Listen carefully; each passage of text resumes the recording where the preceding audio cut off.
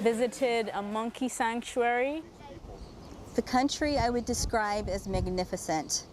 As we have driven from place to place, I'm just struck by the beauty that I've seen here in Ghana.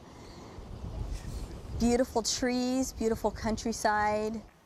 The rainforest here is spectacular. It's just green everywhere, and it just the fauna, or the flora and the fauna is just spectacular. The people are so very kind, and they help each other. They help strangers. They helped us. As a matter of fact, yesterday when we were stuck in the mud, it just seemed like people came from nowhere to help us. Well, we were on our way to do some interviews with a historian and some other people in a small village not too far from here, and we ran into some problems on the road, a lot of potholes and mud holes, and we eventually were stuck in one and couldn't get out. That was the day I had to give the interview, so I was dressed a little bit nicer, and I was actually rolling up my pant legs thinking, all right, I'm gonna go out and help push. But before I could even do that, people that were traveling to a funeral in the same place we were going, were on a bus, all got out, and of course they're going to a funeral, they're dressed nicer than I am.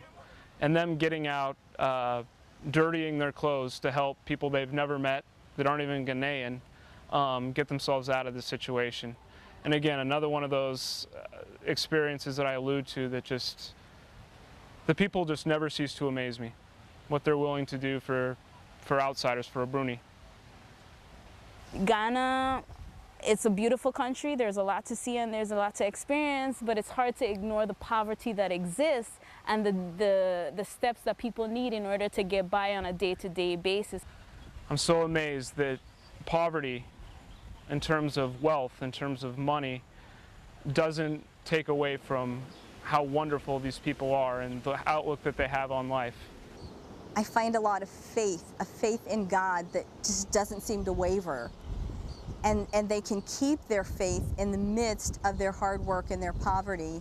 Some of the basic scenery that you see driving in the bus and things that you hear from individuals and knowing the realities that do endure, I think that just looking at their lives and the things that they experience and how they overcome and they're able to make it every day, it's inspirational to me.